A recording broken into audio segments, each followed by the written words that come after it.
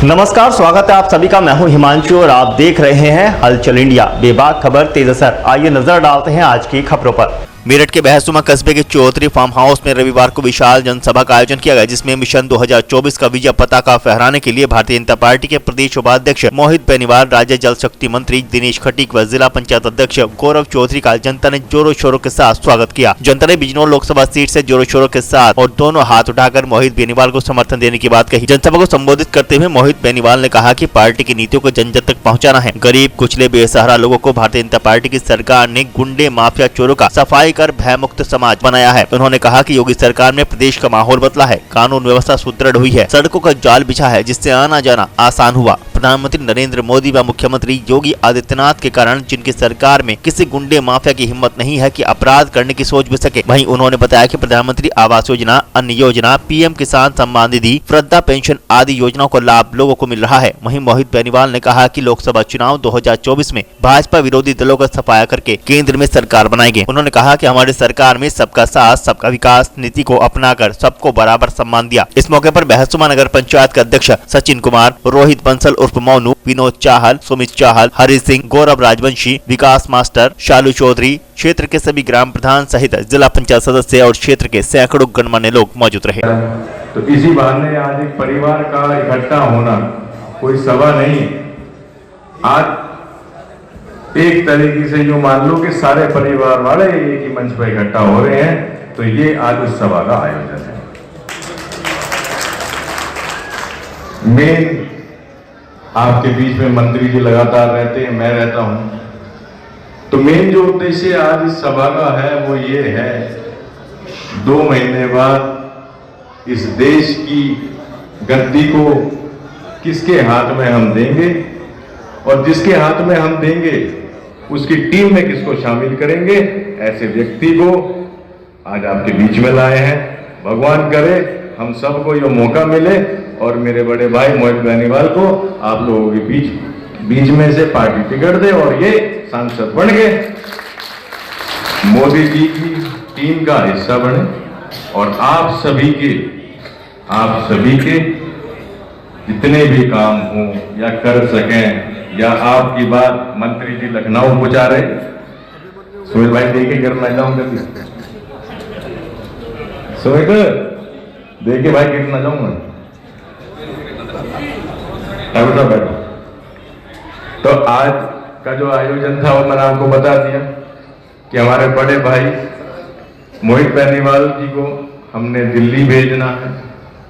काफी लोग इन्हें जानते हैं, जो नहीं जानते आज इस सभा के माध्यम से रूबरू हो जाएं।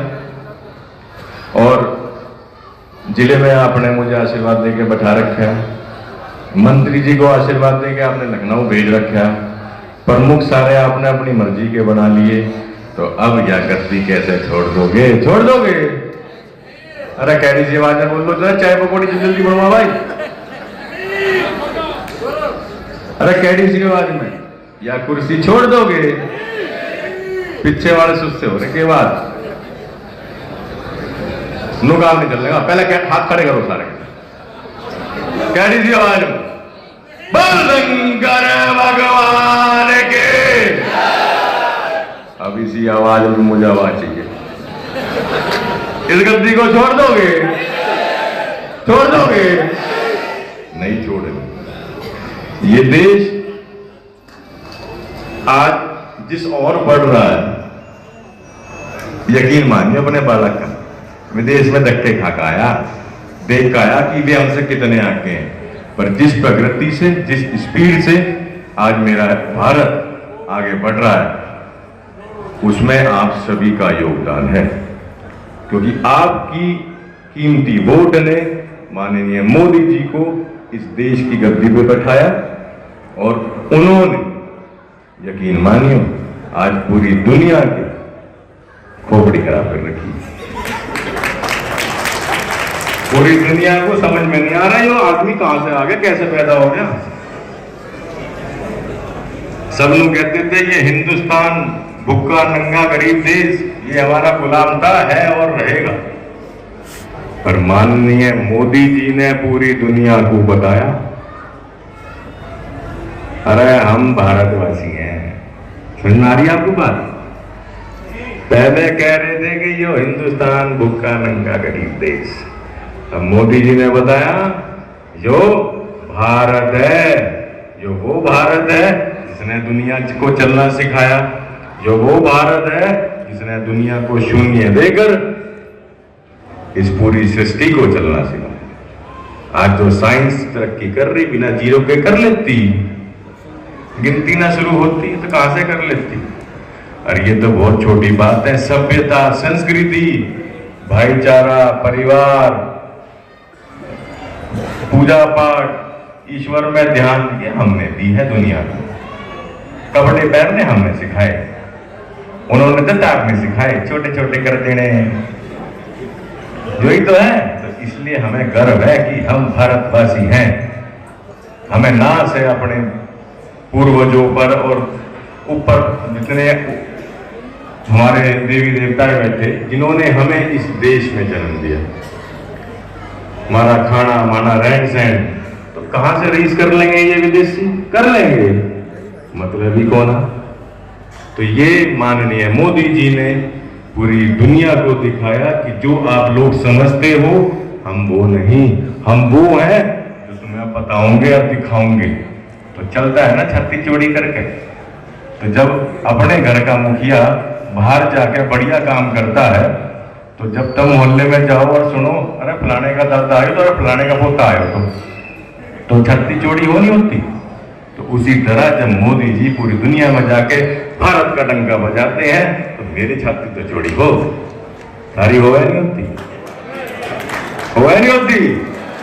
कहरी के बात है बोलो भाई की बात। मान लिया 1 घंटा लेट आए, 1 घंटा लेट आए, उसके लिए क्षमा कर लियो, थोड़ी देर में मैं पूर्ण मिलूंगा, मेरे कर लियो जो करना।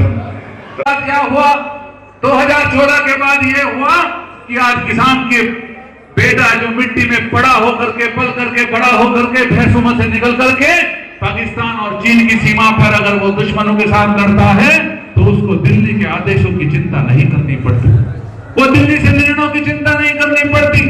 पहले कांग्रेस की सरकार में क्या होता था? कांग्रेस की सरकार में आतंकवादी घुसपैठी घुस जाते थे, गोलाबारी करते थे, हमारे सेना के जवान शहीद होते थे।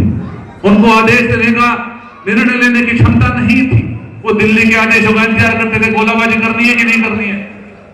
वो कहते थे कि नहीं अभी रुक जाओ।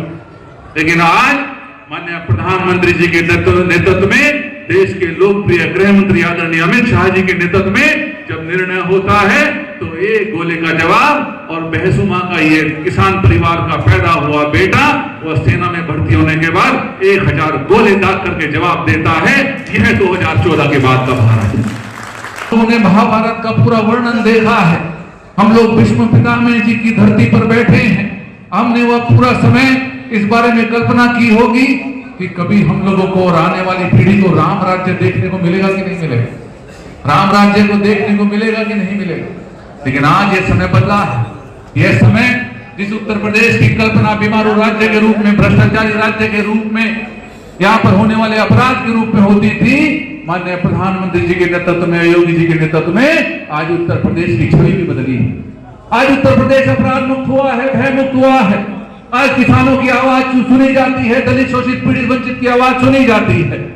और इस बदलते हुए भारत में आज हम ये कह सकते हैं कि जिसके बारे में हम कल्पना करते थे कि कैसे विकसित भारत बने, उसको लेकर के उत्तर प्रदेश अगर 1 ट्रिलियन की अर्थव्यवस्था बन रही है तो पूरे देश के अंदर 5 ट्रिलियन की अर्थव्यवस्था देश की बने, इसके लिए काम हो रहा है। आज देश कभी 15वें 20वें नंबर पर रहा होगा। कांग्रेस 70 वर्ष राज करती है, उसके बाद भी वो 11वें नंबर से आगे नहीं बढ़ पाया, ना उनकी कल्पना थी। आज देश 5वें नंबर की अर्थव्यवस्था बना है और आने वाले समय में जर्मनी को भी पीछे छोड़ करके, जापान को भी पीछे छोड़ करके वो अब 3रे नंबर की अर्थव्यवस्था बनेगा। ये माननीय प्रधानमंत्री मोदी जी का संकल्प है। मैं एक बात और बता देना चाहता हूं, इकोनॉमी बने कि जो आज के बालक हैं, आज की जो बच्चे हैं, वो आने वाली पीढ़ी एक विकसित भारत के अंदर जी सके। आप लोगों में से कुछ लोग विदेश गए होंगे और अगर विकसित देशों में जाओगे और हमारे देश में जब वापस आते थे तो कितना अंतर लगता था। हम लोग भी सोचते थे कि कभी अपने जीवन काल में भारतवर्ष को विकसित राष्ट्र बना पाएंगे कि नहीं बना पाएंगे। लेकिन प्रधानमंत्री जी के नेतृत्व में निश्चित तौर पर विकसित राष्ट्र बनेगा। और मैं एक बात और बताना चाहता हूं, उत्तर प्रदेश में सपा की सरकार रही, बसपा की सरकार रही। 2017 में हमारी सरकार आई, लेकिन जब सपा, बसपा और अन्य दलों की सरकार रही, केवल उत्तर प्रदेश में नहीं पूरे देश के अंदर, लेकिन कांग्रेस के राज में जब लोकसभा और राज्यसभा में मतदान होता था तो ये सपा और बसपा सरकारें हमेशा मतदान दिल्ली के अंदर ऐसे करती थी कि कांग्रेस का समर्थन। ये राष्ट्रवादी सोच की सरकारें नहीं रही, ये वामपंथी विचार की सरकारें रही हैं। और वामपंथी दलों के साथ मिलकर के लोकसभा में जब मतदान होता था, राज्यसभा में मतदान होता था, तो धारा 370 3500 को रोकने के लिए मतदान करते थे। कश्मीर को भारत का अभिन्न ना बने, इसके लिए मतदान करते थे। लाल चौक पर भारत का तिरंगा ना फहरा सके, इसके लिए मतदान करते थे। कैसे देश के अंदर ऐसे हमारे किसान भाई जो 70 वर्ष पहले 1947 के बाद देश के अंदर आए होंगे, जो अफगानिस्तान, पाकिस्तान, बांग्लादेश से आए होंगे, वो किसान भाई 70 वर्ष बीतने के बाद भी, उस समय अगर कोई 5-10 साल का बालक होगा तो 70-80 वर्ष की आयु के बाद भी वो किसान परिवार में जन्मा, उसको व्यक्ति को नागरिकता नहीं लेने दी गई। ये देश के अंदर सपा, बसपा और कांग्रेस वामपंथी दलों ने किया। नरेंद्र मोदी जी ने अपने कार्यकाल में पहली बार ऐसा निर्णय लिया कि आपके सम्मान के लिए उन्होंने 2 कदम पीछे लग करके उस बिल को वापस लेने का काम किया। आपके सम्मान के लिए उन्होंने निर्णय लिया। और ये किसानों की धरा पर आज हम विश्व पितामह की जन्मभूमि पर यहां पर आज इस कार्यक्रम में उपस्थित हुए थे। आप लोगों ने उस सम्मान को बढ़ाने का काम किया। और जब मतदान हो रहा था तो पहले चरण के मतदान में 56 में से 46 सीटें जिता करके आपने हस्तिनापुर विधानसभा चुनाव जिता करके तो भेजा ही, उत्तर प्रदेश में सरकार बनाने का काम किया। इसके लिए मैं आपका आभारी हूं। उस समय मैं अध्यक्ष था, मुझे केंद्र से, लखनऊ से हमेशा पूछा जाता था क्या पश्चिम उत्तर प्रदेश में क्या परिणाम होगा, तो मैं आप लोगों के आधार पर कह देता था कि पश्चिम उत्तर प्रदेश में अच्छा परिणाम आएगा, अच्छी संख्या में सीट जीत करके आएंगे। और आपने जो परिणाम दिया उसके लिए मैं आपका जीवन पर्यंत आभारी रहूंगा। अब जैसे सरकार बनी, आज आप देख रहे हैं वातावरण देश का कैसा है। अभी हाल ही में 4-5 स्टेटों में चुनाव हुआ, लेकिन 3 प्रदेश सबसे महत्वपूर्ण थे, बड़े प्रदेश थे, मध्य प्रदेश, छत्तीसगढ़ और राजस्थान। और इस जनादेश के पीछे भी एक कारण है। वो कारण है कि पिछले 10 वर्षों में जो काम हुए हैं, उन कामों पर जनादेश ने मोहर लगाने का काम किया है कि देश में प्रधानमंत्री नरेंद्र मोदी जैसा व्यक्ति देश को मिला है। अनेकों प्रदेशों में सरकार बीजेपी की ही बननी चाहिए।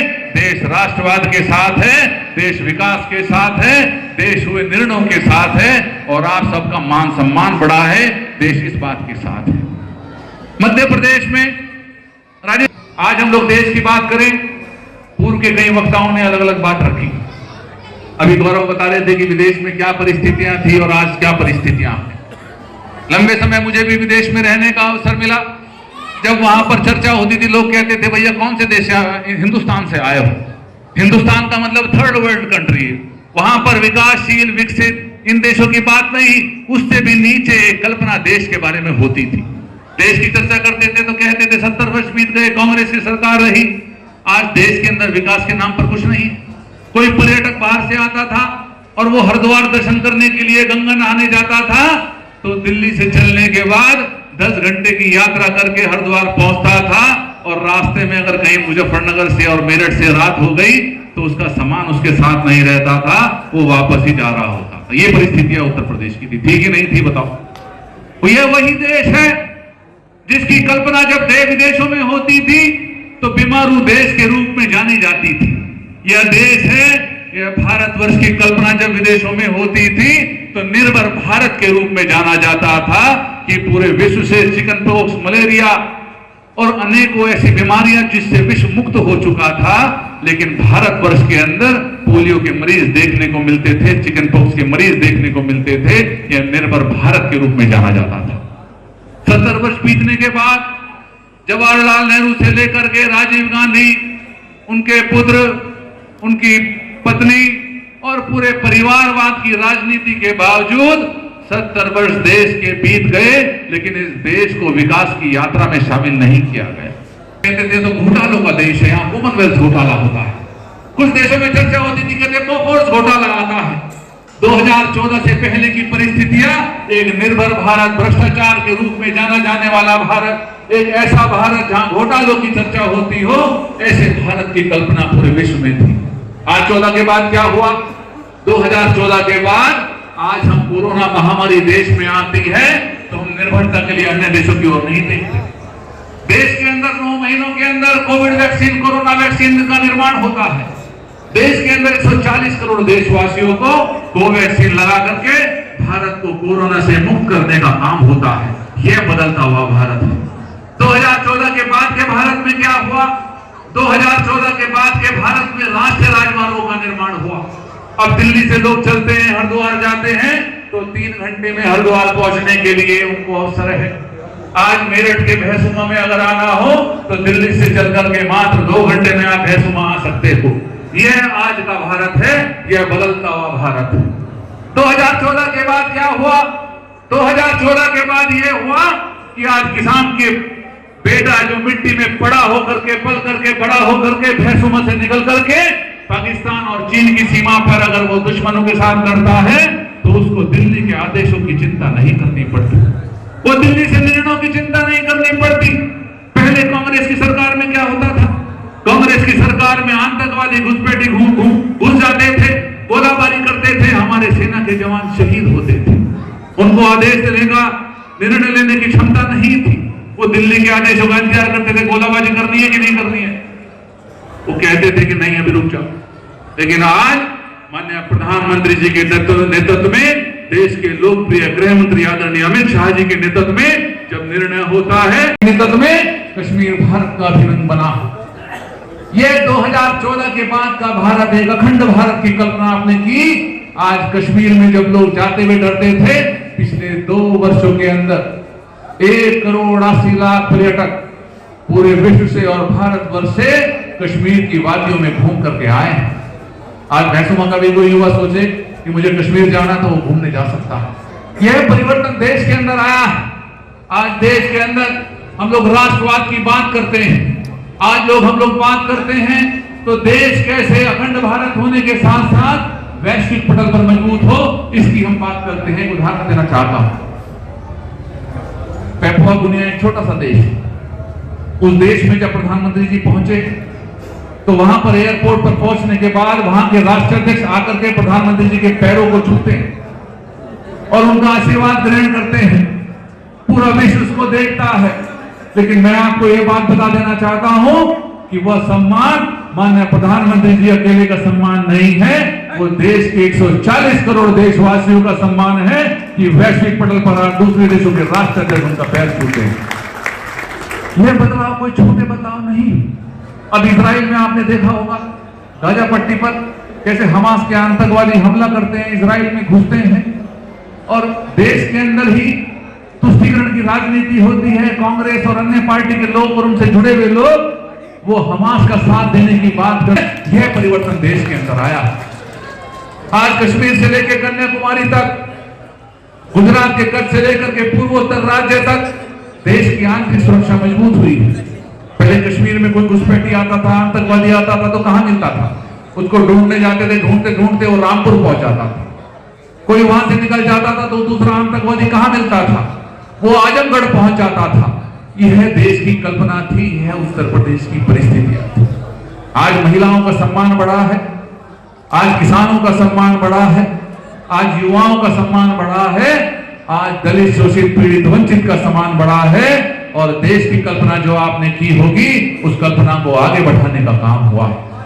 मेरे पास बोलने के लिए आपके बीच में बहुत सारे विषय हैं। मैं ये बताना चाहता हूं कि जब G20 की अध्यक्षता की बात हुई तो हमारे देश पर अन्य देशों की निर्भरता थी।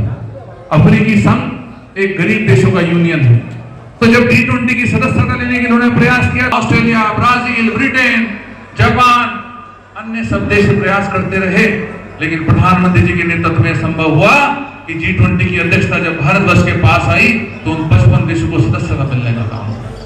देश में अब गांव में आप रहो, खाट पर सो, छत पे नहीं सोते। अब तो कम सो रहे, बिजली आ रही। पहले जब हम छोटे थे तो खाट पे, छत पे, रोज शाम को छत पे सोते थे। और जब 7 पैसे होते थे तो चंद्रमा की ओर देखते थे और सोचते थे कि चंद्रमा ठंडा होगा। होता था नहीं होता था? वही बस होता था कि नहीं होता था? और आज चंद्रयान इसरो के वैज्ञानिकों के प्रयास से मोदी जी के नेतृत्व में चंद्रमा पर पहुंचा है और चंद्रमा के बारे में सारी जानकारी देश को मिल रही है। यह बदलता हुआ भारत है, यह 2014 के बाद का भारत है। यह अंतर आया। आप आने वाली पीढ़ियों के लिए, बच्चों के लिए विकसित राष्ट्र चाहते हो, आप आने वाली पीढ़ी के लिए रोजगार चाहते हो, हमारी बहन बेटियों के लिए सुरक्षा और एक अच्छा वातावरण चाहते हो, तो आने वाले समय में आपको यह तय करना होगा कि 2014 में जो आपने वोट दी थी उसी वोट का कारण है कि आज दिल्ली से राष्ट्रीय राजमार्ग बन करके भैंसुमा तक की दूरी कम हुई है। ये उस 2014 की आपकी भारतीय जनता पार्टी को दी हुई वोट का कारण है कि आज देश से नागरिकता संशोधन कानून लागू हुआ है। ये आपकी उसी वोट का कारण है कि धारा 370 और 35 से हटी है। ये आपकी उसी वोट का कारण है कि उत्तर प्रदेश अपराध मुक्त और भय मुक्त हुआ है। ये उसी वोट का कारण है आज देश से भ्रष्टाचार समाप्त हुआ है। ये आपकी उसी वोट का कारण होगा कि आने वाले समय में मेरठ से रेलवे लाइन बन करके हस्तिनापुर होते हुए बिजनौर तक जाएगी। यह भी आपकी उसी वोट का कारण होगा। आपको इस क्षेत्र में विकास करना है। दिनेश जी यहाँ के मंत्री हैं, विधायक हैं। अभी इन्होंने चर्चा की कि 3 ब्लॉक प्रमुख आपके क्षेत्र को दिए। मैं अध्यक्ष था, मेरे हाथ से सारे टिकट हुए। योगेश प्रधान जी बैठे हैं, मेरे पास कार्यालय आए, कहने लगे दिनेश जी ने कहा इनको लड़ाना है। मैंने कहा लड़ाते हैं। फिर जब जिला पंचायत अध्यक्ष की बात आई तो मैंने दिनेश जी को कहा गौरव है, जिला पंचायत सदस्य जीत के आया है, इसे जिला पंचायत अध्यक्ष बनाना है। इन्होंने पूरी ताकत लगा करके क्षेत्र से जिले में यहाँ जिला पंचायत अध्यक्ष दिया है। आज भारतीय जनता पार्टी की ताकत बनी है और ताकत गुलदस्ते से की होती है। एक फूल की कोई ताकत नहीं होती। मिलजुल करके एक नाके में वोट मतदान कर देना। और जो 2000 में निर्णय किया था, 14 में, 17 में आपने दोबारा बनाया, 22 में विधानसभा से दिनेश जी को बनाया, 2024 में लोकसभा की जब गिनती होगी तो इस बिजनौर लोकसभा क्षेत्र की गिनती में सबसे पहले मीटर को लाल तक पहुंचा देना, ताकि इतना मतदान करना, इतना कमल का फूल दबाना, इतना कमल का फूल दबाना कि दिल्ली में जब मतदान हो, चाहे लोकसभा में हो, राज्यसभा में हो, आपका सांसद यहाँ का वो गरजे लोकसभा। वक्त हो चला है आपसे विदा लेने का। कल फिर होंगे हाजिर कुछ नई और ताजा खबरों के साथ। तब तक के लिए दीजिए हमें इजाजत। नमस्कार। देखते रहिए हलचल इंडिया, बेबाक खबर तेज असर।